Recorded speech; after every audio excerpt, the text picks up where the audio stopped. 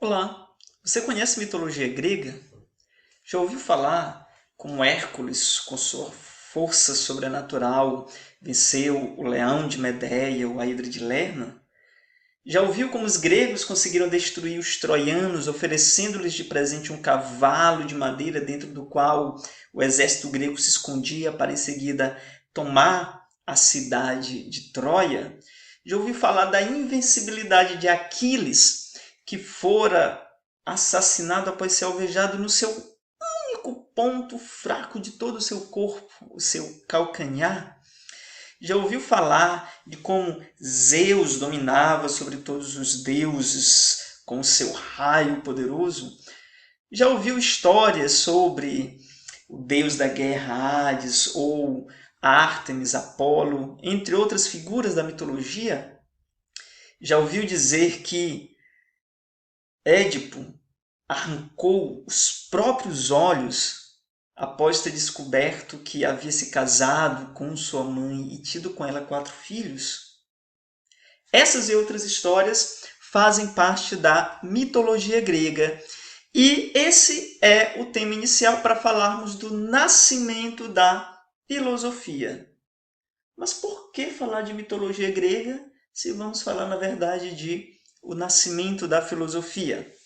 Bem, é porque, apesar de muitas discussões e depois de séculos e séculos de questionamentos, de definições, de busca por compreender, houve aí, mais ou menos por volta da virada do século XIX para o século XX, uma concepção adotada como certa entre os helenistas, os estudiosos da civilização grega antigas e os historiadores da filosofia. O fato de que a filosofia era, de fato, um fato grego. Ou seja, a filosofia nascera, de fato, na Grécia Antiga. E esse nascimento aconteceu graças a uma série de transformações que ocorreram lá na Grécia a partir da consolidação desse povo, que aconteceu ali por volta do século IX. Quando a Grécia se consolida, há a organização de uma civilização, de um povo, que a maneira como foi se construindo, a maneira como foi se desenvolvendo, lançou as bases aí para o próprio nascimento da filosofia. Helenistas, historiadores da filosofia, mitólogos concordam que houve uma peculiaridade na mitologia grega, houve uma peculiaridade na história, na maneira de contar as coisas da civilização grega que deu base para o nascimento da filosofia. Ou seja, houve uma peculiaridade na cosmogonia dos gregos. Muitas outras cosmogonias existiam na antiguidade, mas as dos gregos se tornou uma coisa bem peculiar. Espera aí, cosmogonia? Mas o que será isso? A palavra cosmogonia vem do grego. Ela junta aí dois outros termos gregos, cosmos e gonia, ou gênese. Cosmos significa universo. Gonia, que vem da palavra gênese, significa nascimento. Mas os gregos usavam o termo cosmos não para se referir ao universo como nós entendemos hoje. Em grego, cosmos significa especificamente ordem, harmonia. Então, esse universo, esse cosmos teve um nascimento. As cosmogonias antigas contam como esse nascimento aconteceu. Na Grécia, por exemplo, essa cosmogonia ela foi narrada por um poeta chamado Hesíodo a partir de uma teogonia, palavra que junta aí dois outros termos gregos, theo, Deus, e gonia, gênese, que significa nascimento, ou seja, Hesíodo narrava como o universo teria nascido a partir aí do nascimento e da geração dos próprios deuses. Mas voltemos aqui para a civilização grega antiga. O que essa cosmogonia tem aí de relação com o nascimento da filosofia? Pois é, helenistas, mitólogos, historiadores da filosofia começaram a perceber que existiam certas peculiaridades, certas especificidades no modo aí como a civilização grega narrava as suas histórias, contava as suas histórias ou criou a sua cosmogonia, que favoreceu com que lá, e não em nenhum outro povo ou dentro de nenhuma outra cosmogonia antiga, se permitisse nascer aquilo que o Ocidente chamou então de filosofia. Então a filosofia nasceu a partir desse terreno preparado pelas cosmogonias e pela teogonia grega, para que a partir dali surgissem e brotassem então outras respostas.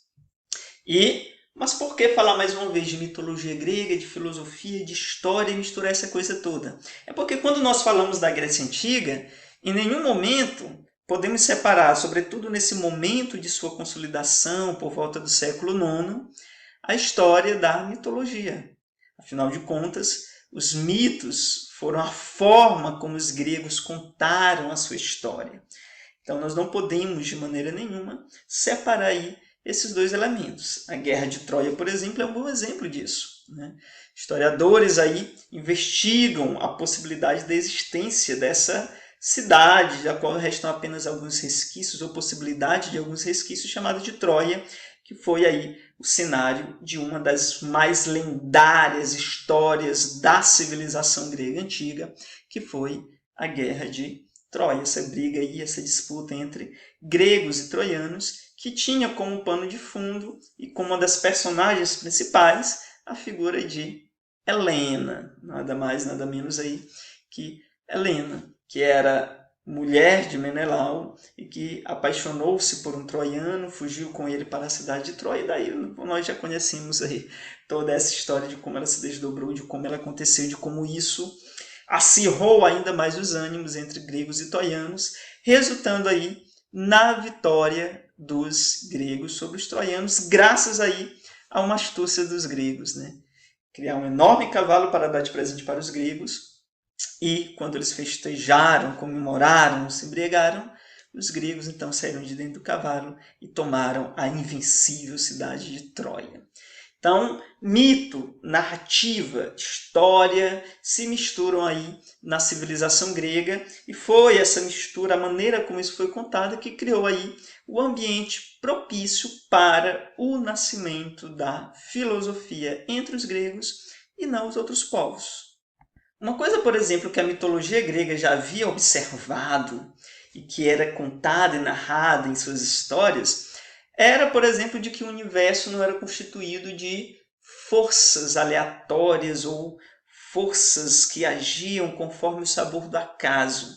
Embora houvesse certa irreversibilidade, certa invencibilidade no poder desses deuses, mas havia uma certa regularidade ali no modo como a coisa funcionava. Um bom exemplo disso é aquilo que se conta, por exemplo, no mito do rapto de Perséfone. Quem foi Perséfone? Perséfone foi a filha de uma das divindades olímpicas, as divindades ali da chamada terceira geração dos deuses gregos, que é a geração de Zeus, Atenas, Hera, Ares, e todos aqueles deuses do chamado Monte Olimpo, chamado deuses olímpicos, que nós já conhecemos. A mãe, no caso de Perséfone, era Deméter. Deméter era a divindade que era responsável por favorecer a terra com seus frutos. A ela que os camponeses, os produtores se referiam quando queriam produzir. Ela permitia que as árvores ficassem verdes e frutificassem, que a terra florescesse, e abençoava aí sempre a terra com todos os seus frutos. Por isso aí, todo aquele que se dedicava ao cuidado da terra, ao cultivo, precisaria também aí ter um bom relacionamento com Deméter, se não quisesse ser castigado por ela, que era uma coisa que os deuses sabiam fazer muito bem, afinal de contas eles eram todo-poderosos. Todo não, porque havia alguém ali que se colocava sempre acima deles, no caso dessa terceira geração, Zeus. Mas eles tinham aí um poder muito grande. Pois bem, Deméter tinha uma filha chamada Perséfone, que fora raptada por Hades, nada mais, nada menos, o deus que na divisão dos reinos do mundo aí ficou com o reino do submundo, ou seja, o reino do mundo dos mortos. Hades, então, era aquele que cuidava das almas dos mortos, depois aí de sua vida terrena. E Hades raptou então Perséfone e a levou para o seu reino para torná-la sua rainha. E E quando Perséfone estava lá no reino de Hades, né, ela experimentou o fruto da árvore do reino do mundo dos mortos. Isso impedia, por exemplo, que Perséfone conseguisse voltar novamente para o reino dos vivos. Só que isso cria um problema, né? Perséfone era a divindade que abençoava a terra com suas flores, seus frutos e tudo mais. Sem a filha, Perséfone ficou completamente triste e desalentada, fazendo com que a terra não produzisse mais nada. Mas Zeus, o deus dos deuses, não podia permitir que isso acontecesse, que a terra não mais produzisse, que a terra não mais verdejasse. Por isso que ele dá uma determinação e diz que Hades devolva Perséfone para a mãe para que a terra possa novamente verdejar, possa novamente frutificar. Mas Perséfone não pode mais deixar definitivamente o reino do mundo dos mortos, porque havia comido o fruto da árvore do reino do mundo dos mortos. E o que fazer agora? Perséfone não podia sair definitivamente de junto de Hades, onde com quem era rainha, mas também não podia ficar lá definitivamente, senão a terra não mais produziria. Pois bem, Zeus tem uma decisão. Zeus tem uma brilhante ideia e pede então a Hermes, o deus mensageiro, que comunique a sua decisão para os envolvidos aí nessa trama. Zeus determinou então que, por 3/4 do ano, Perséfone ficaria com a mãe. E 1/4 do ano ela voltaria novamente para o reino do mundo dos mortos e lá se tornava rainha junto com Hades. E assim então foi feito. E aí Perséfone volta para junto da mãe. A mãe então, radiante de alegria, faz com que a terra toda verdeje, nasçam as flores, os frutos, o sol brilhe intensamente, né? E aí começa esse período que depois seria chamado de primavera, né? Nasce a primavera daquele gélido e seco cenário que até na qual a Terra havia se transformado com a tristeza de Deméter. Enquanto a filha está junto da mãe, a mãe está alegre, contente, entusiasmada, o sol brilha forte, intenso, os frutos das árvores finalmente começam a cair, e aquela alegria, aquele momento de ir para a praia, aproveitar o sol e as maravilhas que o verão pode então nos oferecer. Mas à medida que começa a se aproximar o período da filha deixar a sua mãe, a mãe já começa lentamente a se entristecer. Começa já a pensar no período que vai ficar sem a filha. E aí aquele vento frio, intenso, começa a soprar sobre as folhas das árvores, que começam a se amarelar e ganhar um vermelhidão diferente do verde florido e luminoso que havia anteriormente. Começa então o período do outono. Finalmente chega o momento de Perséfone ir para junto do Hades e a sua mãe, profundamente entristecida, faz com que o seu gélido coração gele também toda a terra e nada mais aí verdeja, nada mais floresce na terra. É o período do inverno. Até que novamente Perséfone volta para junto da mãe e o ciclo recomeça de novo. Mas que sentido tem eu estar estudando aqui um mito que eu não conheço muito bem, do qual eu discordo, e ainda mais, que eu sei que não é assim que as estações do ano funcionam. Essa explicação do mito do rapto de Perséfone, ela serve para a gente entender como os mitos gregos já compreendiam o universo à nossa volta. Ajuda-nos, por exemplo, a entender que aquela noção de cosmos, como eu havia falado agora há pouco entre os gregos, representava aí a ideia de um universo ordenado, ou seja, existia uma ordem no universo e essa ordem era explicada, só que aqui de maneira fantástica, de maneira sobrenatural. Era a atuação dessas forças sobrenaturais que controlavam aí, que funcionavam, que mantinham o universo funcionando e davam base e sustentação aí para toda a estrutura do universo. Bom, mas o que todas essas histórias, todas essas narrativas fantásticas aí têm a ver, afinal de contas, com a filosofia? Pois bem, aqueles caras lá de quem eu falava, helenistas, mitólogos, historiadores da filosofia, extraíram daí 3 ideias básicas, 3 ideias, pelo menos fundamentais, que estão presentes, que podem ser vistas na mitologia grega e que construíram o solo fértil ali para o nascimento da filosofia, como ela se tornou conhecida no mundo ocidental. A primeira delas, por exemplo, é a antropomorfização.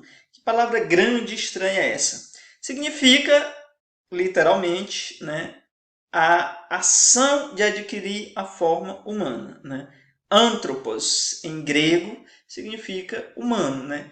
E morphos, né, significa transformação ou formação ou imagem aí, né? Então, antropomorfização significa a ação de dar a forma humana a alguma coisa. E o que tem a forma humana aqui na mitologia grega? Volto novamente aqui na imagem dos deuses olímpicos para falar disso, né? A antropomorfização significa aí, então, esse aspecto de conceber as divindades com a forma humana. Né? Então, uma característica peculiar da cosmogonia grega é que essas forças potentes e sobrenaturais elas eram concebidas de maneira antropomórfica, ou seja, com a forma humana. Isso fazia com que se substituísse aquelas figuras extraordinárias e fantasmagóricas lá de outras narrativas, de outras cosmogonias. Ou seja, em vez de figuras monstruosas e gigantescas, as divindades gregas, particularmente essas divindades aí da chamada terceira geração, ou a geração dos deuses olímpicos, essa que nós vemos representada na imagem, elas possuíam essa forma humana. Mas quando nós falamos de forma humana, não estamos falando apenas da aparência física na mitologia grega. Nós estamos falando aqui de forma interior também, porque esses deuses, essas divindades, assim como os humanos, amavam e odiavam. Às vezes eram benevolentes, às vezes eram cruéis e perversas, se envolviam em relacionamentos, intrigas amorosas de fidelidade, de traição, assim como os humanos. Né? Ou seja, em vários aspectos, o mundo divino se assemelhava ao mundo humano. Se acontecia isso, significava dizer que o mundo sobrenatural, o mundo divino, não estava tão distante assim, mas estava próximo do mundo humano e o mundo humano podia se aproximar, pelo menos minimamente, desse mundo divino. E se essas divindades elas personificavam aí as forças da natureza, né? Então para cada fenômeno natural identificável havia uma divindade que a personificava, isso significa também que o ser humano se aproxima desse mundo sobrenatural e pode inclusive conhecê-lo. E conhecendo esse mundo natural, pode de repente inclusive submetê-lo ao seu poder. E se os deuses têm a forma humana, o ser humano pode flertar com os deuses, pode conversar com os deuses, pode negociar com os deuses. Claro que isso não era coisa de qualquer ser humano, né? Existiam os heróis, né? E semideuses que faziam muito mais esse joguete facilmente. Veja-se, por exemplo, o conhecido caso de Ulisses. Entre as várias histórias que se conta de Ulisses, sobretudo aí quando de seu retorno depois da vitória dos gregos sobre os troianos na guerra de Troia para a ilha de Ítaca, existe, por exemplo, a história que conta, né, aí a experiência de Ulisses e sua tripulação com as sereias. Né? As sereias eram entidades míticas vinculadas aí aos mares, que cantavam e encantavam os marinheiros com sua voz, fazendo com que eles se lançassem ao mar e acabassem se afogando. E Ulisses, então, é uma dessas figuras da mitologia grega que representa essa sedução e esse poder que o ser humano pode ter sobre essas forças sobrenaturais, à medida que consegue submeter-se a elas sem deixar-se seduzir. E o que acontece aqui com Ulisses e as sereias? Para saber essa história, dá uma olhadinha, dá uma pesquisada e vê lá como é que Ulisses consegue aí representar esse domínio do ser humano sobre a natureza. Então, com essa antropomorfização, o mundo divino, o mundo sobre e natural não se torna tão distante assim do mundo humano, podendo ser conhecido, seduzido, apropriado e se aproximar aí do mundo humano. Isso foi fundamental aí para a criação desse ambiente em que a filosofia iria surgir lá na civilização grega antiga.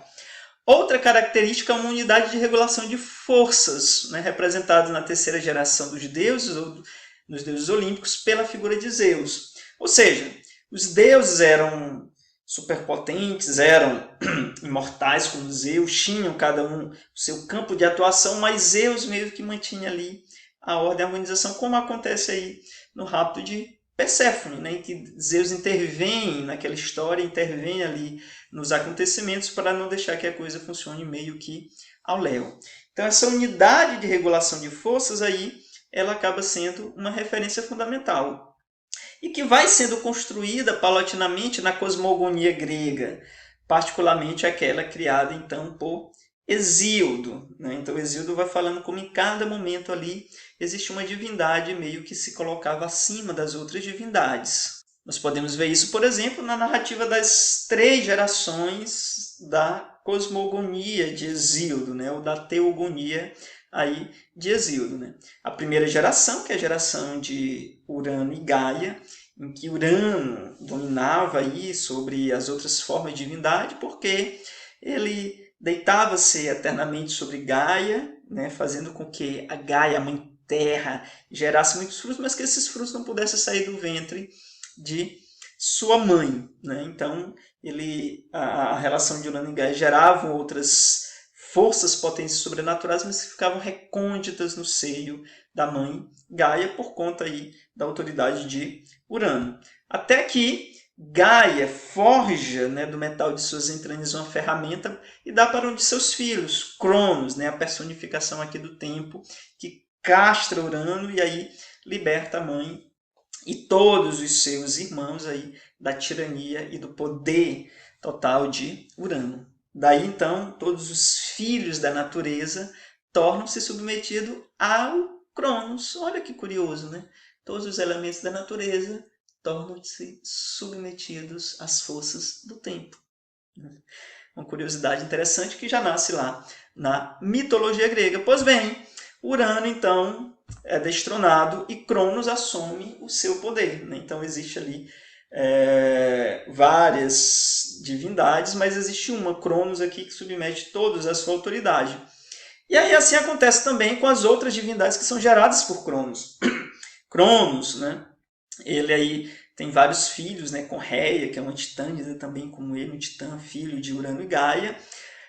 Só que temendo ser destronado, ele então devora todos os seus filhos. Né? O tempo devora todos aqueles que são filhos do próprio tempo. Olha que coisa curiosa, mais uma vez, aqui na brilhante representação de Peter Paul Rubens. Né? Então, Saturno, como é conhecido na mitologia latina, o Cronos devorando aí os seus próprios filhos. Até que Reia tem uma brilhante ideia. Né? Como Cronos devorava o filho de uma vez só, quando ela tem um de seus filhos, ela dá para a cabra materna cuidá-la bem longe de Cronos, né, em seu lugar enrola uma pedra com os mantos do filho e dá para que Cronos o devore, pensando que é o próprio filho. Pois bem, esse filho cresce, se torna forte, potente e volta novamente para libertar todos os seus irmãos e sua mãe da tirania de Cronos. Né? Quem é esse deus?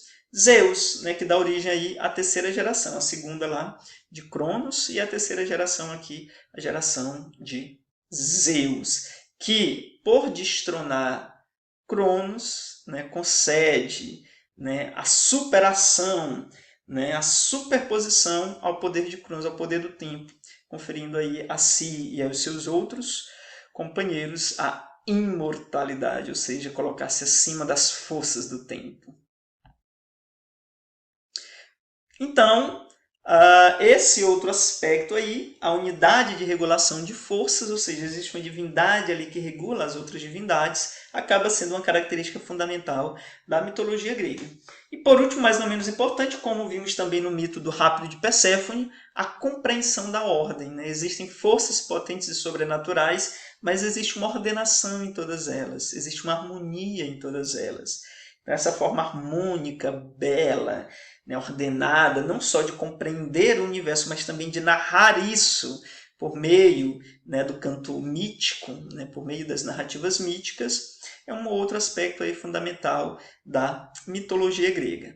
Então, para helenistas, mitólogos gregos, historiadores da filosofia, esses elementos aí foram fundamentais para que lá na civilização grega, ainda nesse período em que o mito dominava sobre as formas de explicação, se criasse ali o ambiente propício, o ambiente ideal para o nascimento da filosofia. Aí ainda não temos a filosofia, mas temos o germe sendo plantado pela maneira como a cosmogonia grega narrou e construiu a sua cosmovisão, a sua visão de mundo, oferecendo aí um solo apropriado para o nascimento da filosofia.